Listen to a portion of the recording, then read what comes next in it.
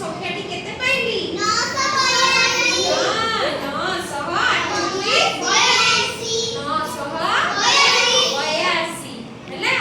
ଆମେ ଏମିତି ସ୍ଥାନୀୟ ମାନ ସବୁ ଲେଖିବା ହେଲା।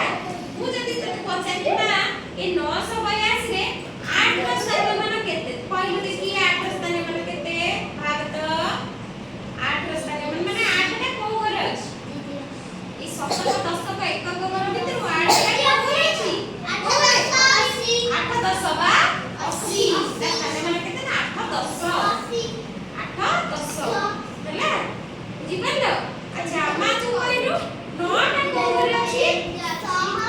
ତାହେଲେ 9